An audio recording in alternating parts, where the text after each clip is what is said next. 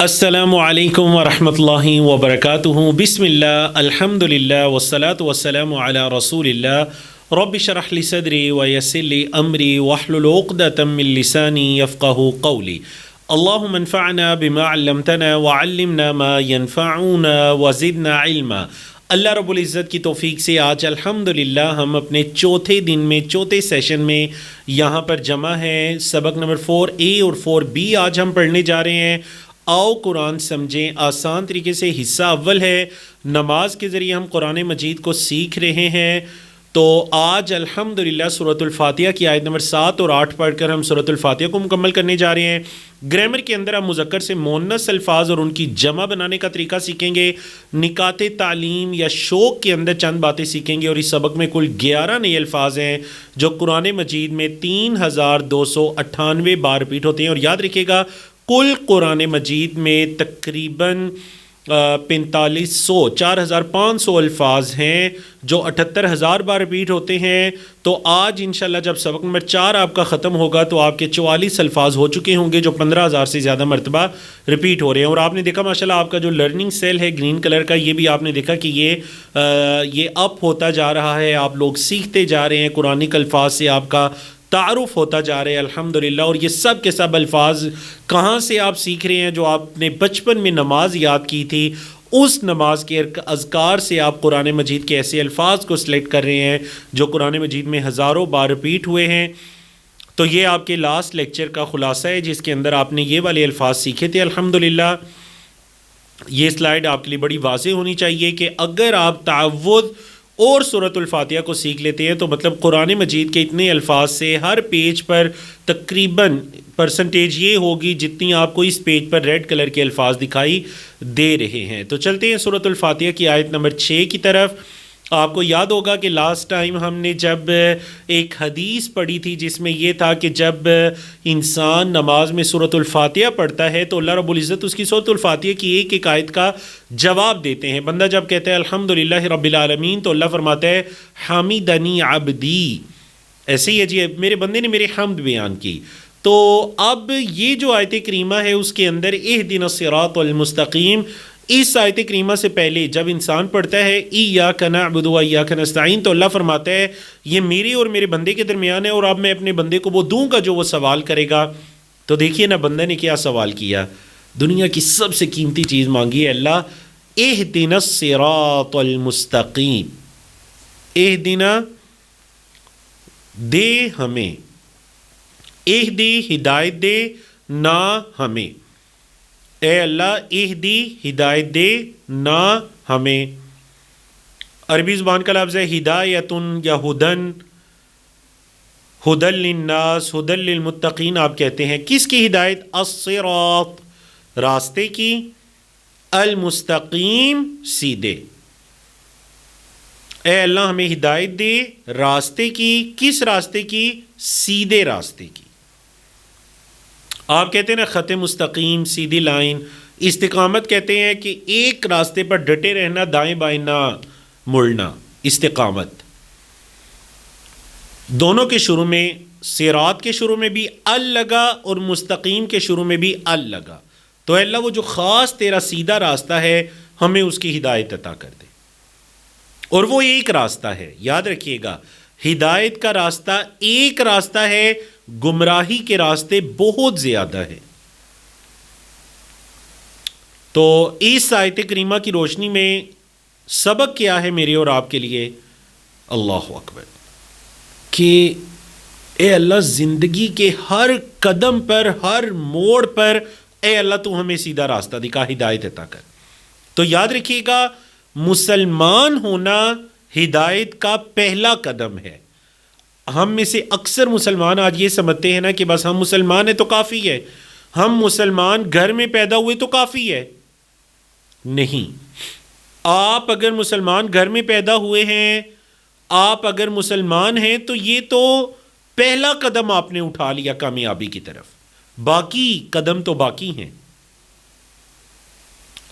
اور وہ کیا ہے؟ وہ اللہ سے اس راستے پر ڈٹے رہنے اور اس راستے پر ایمان، عمل، شریعت اسلامیہ کے اخلاق، آداب، طور طریقے احکام و مسائل اس کے مطابق اس راستے پر ڈٹے رہنا، یہ ہدایت پر ہونا ہے۔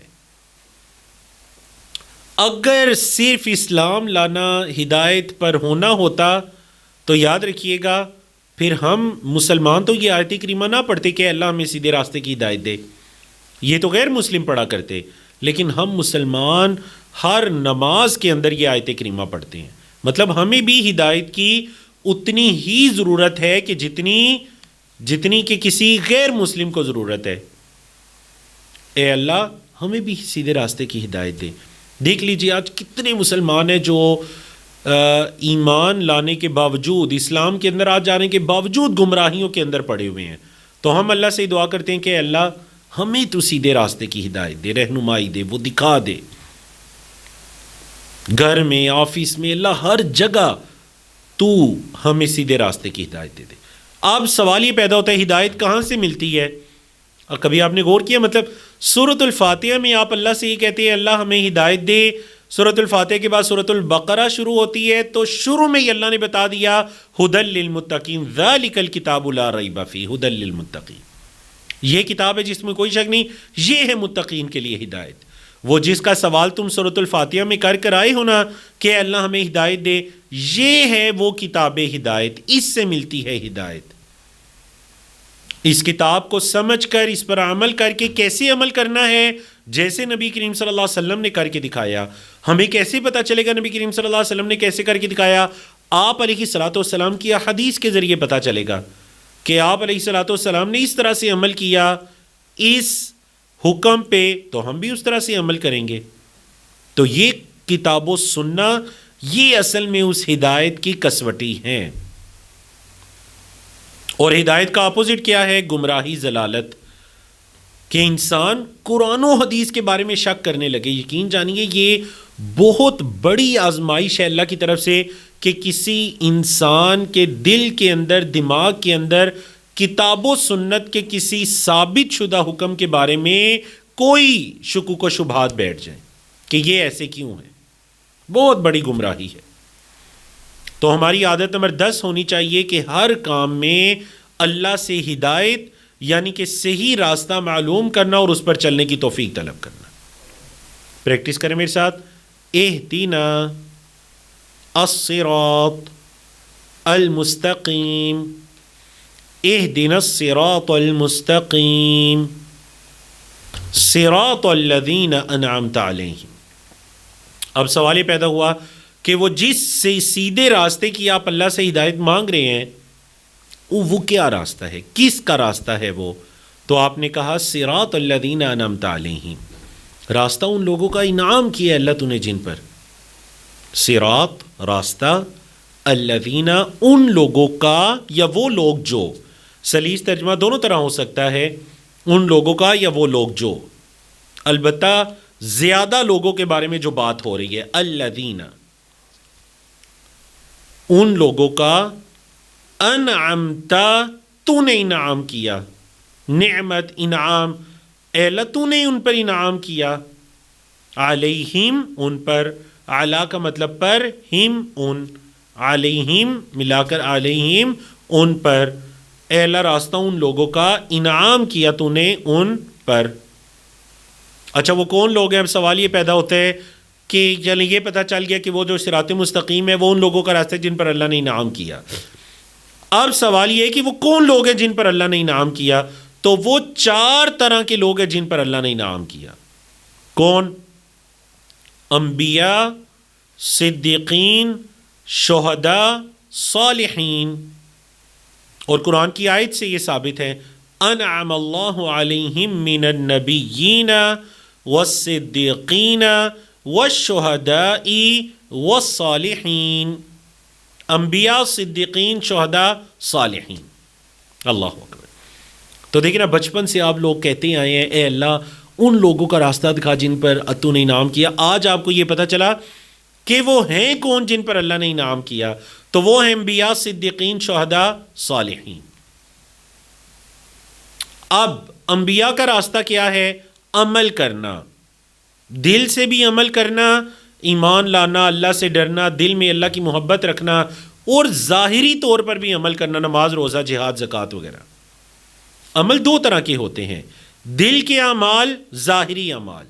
دل کے اعمال دکھائی نہیں دیتے، لیکن اللہ تو جانتا ہے کہ اس کے دل میں کتنا ایمان ہے، کتنا اللہ کا ڈر ہے، کتنی اللہ سے محبت ہے، کتنا اللہ کے لیے عمل کر رہے، اخلاص کتنا ہے۔ تو یاد رکھیے گا، ہم تبھی مکمل ہوں گے جب ہمارے یہ دو طرح کے اعمال، دکھائی نہ دینے والے اعمال باطنی اور دکھائی دینے والے اعمال ظاہری، دونوں اعمال جب پرفیکٹ ہوں گے تو ہم پرفیکٹ ہوں گے۔ دوسرا کام ہے دعوت، یعنی ساری زندگی اسلام کی دعوت دیتے رہے انبیاء کرام۔ تیسرا کام ہے تزکیہ، یعنی کہ لوگوں کے عقیدے، اعمال، اخلاق اور معاشرے کو غلط چیزوں سے پاک کیا، اچھی چیزوں کو رائج کیا، اور قرآن ان کی مثالوں سے بھرا ہوا ہے۔ اور چوتھا کام ہے نیکی کا حکم دیا اور برائی سے روکا، خاندانوں میں، معاشرے میں، سوسائٹی میں اللہ کے احکام پر عمل کیا۔ تو یہ چار کام ہیں انبیاء کے، بولے چار کام ہے انبیاء کے۔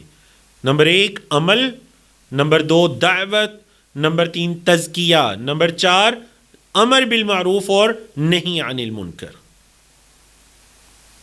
تو اس آیت کریمہ کی روشنی میں ہمیں کیا عادت اپنانی چاہیے؟ ہمیں یہ عادت اپنانی چاہیے کہ اپنا رول ماڈل ہمیشہ کسی اعلیٰ شخصیت کو رکھیے، اور ہمارے لیے نبی کریم صلی اللہ علیہ وسلم سے بڑھ کر کون اسوہ اور پیٹرن ہو سکتے ہیں جن کو دیکھ کر ہم زندگی گزار سکیں۔ ان کے بارے میں پڑھنا، اور جو ہمارے رول ماڈلز ہیں، اللہ کی انبیاء، رسول، صدیقین، شہداء، صالحین، نیک بندے، جن میں سب سے پہلے صحابہ کرام کی جماعت ہے، پھر تابعین، تبع تابعین، ائمہ، محدثین، ان تمام کی زندگیوں کو سامنے رکھنا، ان کو اپنا رول ماڈل بنانا، یہ اس آیت کریمہ کی روشنی میں ہمیں اس چیز پر عمل کرنا چاہیے۔ اب دیکھیں، ایک ہم نے اللہ سے یہ دعا کی کہ اللہ ان لوگوں کا راستہ جن پر تو نے انعام کیا، تو دوسری دعا کیا کر رہے ہیں؟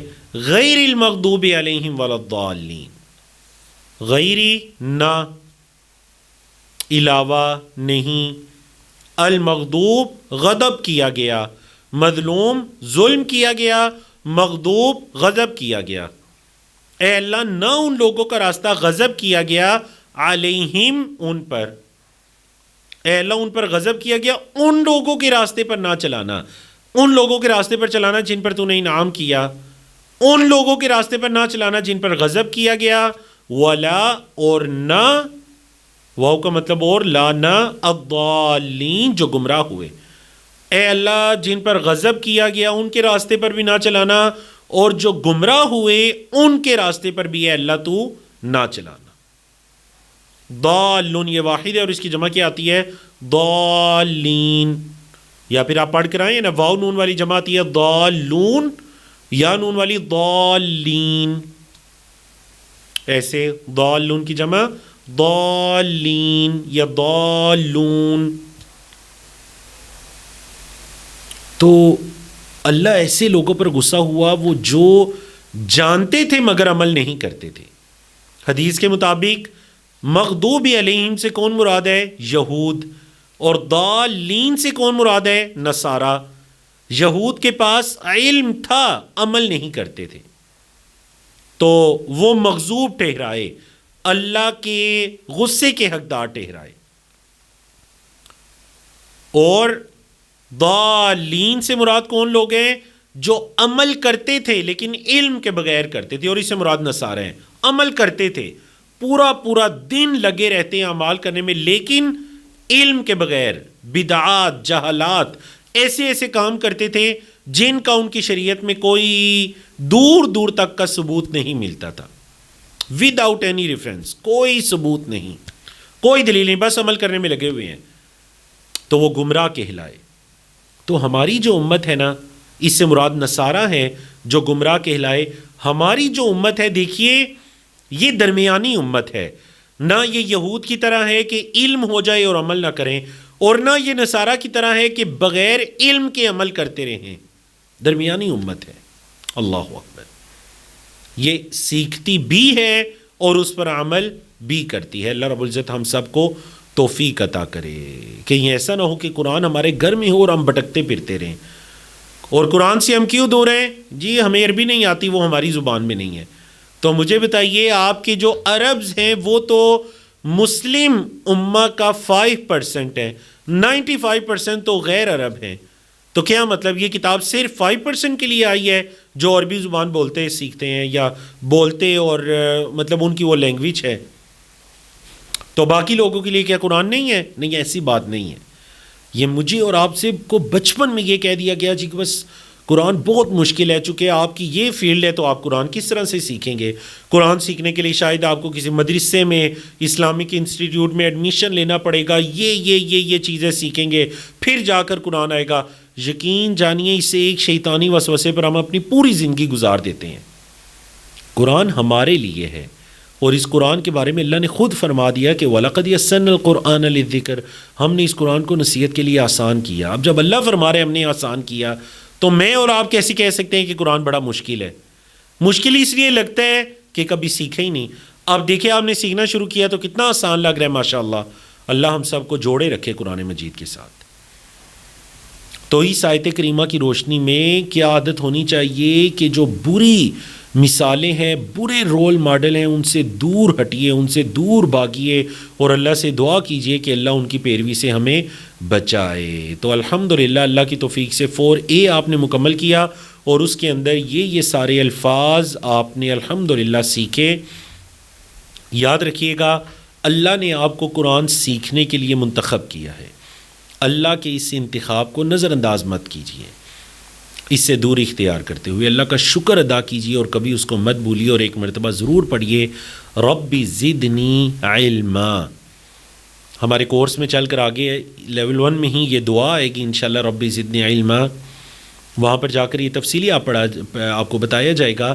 یہ صرف ایک چیز ہے جس کے اضافے کی دعا نبی کریم صلی اللہ علیہ وسلم نے اللہ سے مانگی اللہ کے حکم پر. وقر ربی زدنی علما. محمد صلی اللہ علیہ وسلم کہہ دیجئے کہ اے میرے رب میرے علم میں اضافہ فرما. مال نہیں، اولاد نہیں، شہرت نہیں، بس ایک چیز میں اضافے کی دعا، اللہ علم میں اضافہ فرما. سیکھتے رہیے سیکھتے رہیے، سیکھنے کی کوئی عمر نہیں ہے، کوئی قید نہیں ہے.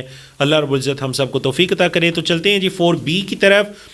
4B کے اندر انشاءاللہ آج آپ لوگ کیا سیکھنے جا رہے ہیں؟ آج انشاءاللہ آپ ضمائر متصلہ جو آپ نے لیسن 3B میں بھی سیکھی تھیں، اور اس کے ساتھ مذکر سے مونس بنانے کا طریقہ اور مونس کی جمع بنانے کا طریقہ. اس سے پہلے جو آپ نے وہ مسلم، مؤمن، صالح وغیرہ الفاظ سیکھے تھے نا، وہ سب مذکر تھے اور مذکر کی جمع. آج آپ مونس کی جمع، فیمیل ہیں، پلورل ہیں، تو آپ کیا ورڈز یوز کریں گے؟ تو چلیے TPI کیجئے، سنیے،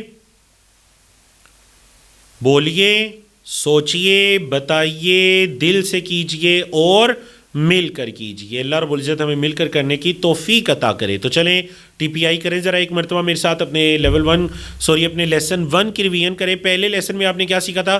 ہوا، ہم، انت، انا، انتم، نحنو. تو ہم نے یہ بھی سیکھا تھا کہ کوئی بھی لفظ ہے، کوئی بھی لفظ جس کو کلمہ کہتے ہیں وہ 3 طرح کا ہوتا ہے، یا اسم، یا فعل، یا حرف. اسم نام یا صفت وغیرہ. فعل جس میں کسی کام کے ہونے یا کرنے کا پتہ چلے. فتح اس نے کھولا. یعملون وہ عمل کرتے ہیں. حرف جو نہ اسم ہے نہ فعل ہے بلکہ اسم والفعل کو آپس میں ملانے کا یا جوڑنے کا کام دیتا ہے. اسم کی مثالیں دیکھیں، مسلم، مؤمن، صالح، کافر، مشرک، منافق. جمع بنانے کا طریقہ، واحد کے آخر میں واو نون یا نون لگا دیجئے. مسلم سے مسلمون، مسلمین، مؤمن، مؤمنون، مؤمنین وغیرہ. پھر آپ نے لاسٹ لیکچر میں ضمائر متصلہ پڑھی تھی، پروناؤن کی وہ فارم جو جڑ کر آتی ہے، اٹیچ فارم، ہو، ہم، کا، ی، کم، نا. اور آپ نے اس کی مثالیں بھی پڑھی تھی، لفظ رب کے ساتھ اور دین کے ساتھ جوڑ کر، ربہو، ربہم، ربکا، ربی، ربکم، ربنا. مونس، اللہ اکبر. مذکر کے لیے آپ کیا پڑھ کر آئے؟ ہوا. مونس کے لیے ہیا. ہمارے اس کورس کے اندر جو لیفٹ ہینڈ ہے نا وہ مونس فیمیل کے اشارے کے لیے خاص کیا گیا ہے. ہوا وہ مطلب وہ مرد، ہیا وہ عورت، ہوا ہیا، ہوا ہیا۔ انتہائی آسان طریقہ، اس کو عربی زبان میں تائے مربوطہ کہتے ہیں، تائے مربوطہ، گول تا جسے آپ کہتے ہیں۔ مذکر کے آخر میں گول تا لگا دیجئے، مسلم مسلمہ، مؤمن مؤمنہ، صالح صالحہ، کافر کافرہ، مشرق مشرکہ۔ جمع بنانے کا طریقہ کتنا آسان ہے جی، گول تا کو ہٹائیے، الف اور تا کو لگا دیجئے، مسلمہ مسلمات، مؤمنہ مؤمنات، صالحہ صالحات، کافرہ کافرات، مشرکہ مشرکات۔ دوبارہ، مسلمہ مسلمات، میں واحد پڑھتا ہوں آپ جمع پڑھیے، اچھا یہ پورا لفظ ہوگا مسلمتن، لیکن چونکہ ہم اس کو ایک عربی ایکسنٹ کے مطابق ہم اس کو کیا پڑھتے ہیں، مسلمہ،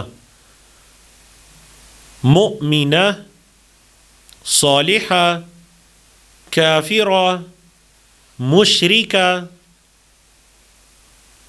بارک اللہ فیک۔ چلے میں مذکر پڑھوں گا، آپ نے مؤنث پڑھنا ہے ٹی پی آئی کے ساتھ۔ ہوا مسلم، وہ مسلمان ہے، تو ہی مسلمہ، وہ مسلمان عورت ہے۔ ہوا مؤمن، ہوا صالح، ہوا صابر، ہوا شاکر۔ اللہ اکبر۔ اب یاد رکھیے گا، آپ لوگ اکثر اس میں غلطی بھی کرتے ہیں۔ آپ نے دیکھا نا، آپ جب کہتے ہیں حضرت ابوبکر صدیق تو آپ کہتے ہیں رضی اللہ عنہ، اور حضرت عائشہ رضی اللہ عنہا۔ تو یاد رکھیے گا، مذکر کے لیے جو اٹیچ فارم میں ضمیر یوز کرتے ہیں ہو، اور آپ یہ پڑھ چکے ہیں، جیسے رب ہو اس کا رب، رضی اللہ عنہ اللہ راضی ہو اس سے، عنہ، اور مؤنث کے لیے رضی اللہ عنہا اللہ راضی ہو ان سے۔ تو جب بھی کوئی مذکر نام آئے گا صحابہ کے ناموں میں تو آپ کیا کہیں گے، رضی اللہ عنہ، اور مؤنث آئے گا تو رضی اللہ عنہا۔ یہ فرق ہے، سمجھا گی نا آپ کو، یہ فرق ہے جی ہو اور ہا میں۔ تو مؤنث کے لیے کیا الفاظ آئیں گے، دیکھیں آپ نے مذکر کے لیے پڑھا تھا، ربہ ربہا، دینہ دینہا، کتابہ کتابہا۔ دوبارہ، ربہ ربہا، دینہ دینہا، کتابہ کتابہا۔ چلیے میں مذکر الفاظ بولوں گا، آپ نے مؤنث بولنا ہے ٹی پی آئی کے ساتھ جی۔ ربہ، دینہ، کتابہ، رسولہ، اسمہ، اس کا نام، اسمہا، اس عورت کا نام۔ تو فرق پتہ چل گیا آپ کو ہو اور ہا میں۔ تو الحمدللہ اللہ کی توفیق سے آپ نے 4A اور 4B کو مکمل کیا۔ تو آج کے نقطۂ تعلیم کی طرف چلتے ہیں، کیونکہ آپ کے ہر سبق کے اندر 3 ہی چیزیں ہوتی ہیں۔ A پارٹ جس میں آپ قرآنی اذکار کو یا قرآن مجید کی صورتوں کو مکمل کر رہے ہیں، B پارٹ جس میں آپ گرامر سیکھ رہے ہیں، اور C پارٹ ہوتا ہے نقطۂ تعلیم کی شکل میں۔ تو دماغ کیسے کام کرتا ہے، پچھلے سبق میں آپ نے سیکھا تھا کہ دماغ کے اندر کچھ فیلنگز ہوتی ہیں، احساسات ہوتے ہیں، ہر چیز کا ایک الگ خانہ، ایک جگہ ہوتی ہے۔ تو جتنی دماغ کی بجلیاں چمکتی ہیں اتنا زیادہ آپ اچھا سیکھتے ہیں۔ تو اچھا سیکھنے کے لیے اپنی بجلیاں چمکائیے، دماغ کی بجلیاں چمکائیے۔ آج ہم سیکھیں گے کہ بجلیاں چمکانے کا فائدہ کیا ہے۔ نمبر 1، ہر معنی جلدی یاد ہوگا جب آپ اس کو بجلی چمکا کر کسی دوسرے لفظ کے ساتھ جوڑ کر سمجھ کر یاد کریں گے، معنی جلدی یاد ہوگا۔ نمبر 2، دیر تک یاد رہے گا اور جلدی یاد آئے گا، ضرورت پڑنے پر وہ لفظ جلدی سے ہمارے دماغوں میں آ جائے گا، اور یہ ٹی پی آئی کا ایک خاص فائدہ بھی ہے۔ تو دیکھیے کتنے اعتبارات سے ماشاءاللہ ہمارے اس کورس کے اندر آپ کو دیکھ بھی رہے ہیں سلائڈز کی شکل میں، آپ سن بھی رہے ہیں ٹیچر کی آواز کی شکل میں، آپ لوگ سوچ بھی رہے ہیں، اور انشاءاللہ آپ لوگ دل سے کر رہے ہیں، امید ہے کسی نہ کسی کے ساتھ مل کر بھی کر رہے ہوں گے۔ تو یہ ساری سکلز آپ اپنی یوز کر رہے ہیں قرآن مجید کو سیکھنے کے لیے۔ تو اس لیے بجلیاں چمکائیے، سنیے، دیکھیے، سوچئے، بولیے، بتائیے، دل سے کیجئے اور مل کر کیجئے۔ اللہ رب العزت ہم سب کو توفیق عطا کرے۔ تو الحمدللہ سبق نمبر 4 تک آپ نے کل 44 نئے الفاظ سیکھ لیے جو قرآن مجید میں 15,000 سے زائد مرتبہ آتے ہیں۔ تو جو کچھ سیکھا ہے وہ دوسروں کو سکھانے کی بھی کوشش کیجئے، اور اللہ سے یہ دعا کیجئے کہ اللہ ہمیں قرآن مجید کو پڑھنے، سمجھنے، غور کرنے، یاد کرنے، عمل کرنے اور پھیلانے کی توفیق عطا کر دے۔ سبحان اللہ و بحمدہ، سبحانک اللہم و بحمدک، نشہد ان لا الہ الا انت، نستغفرک و نتوب الیک۔ السلام علیکم ورحمۃ اللہ وبرکاتہ۔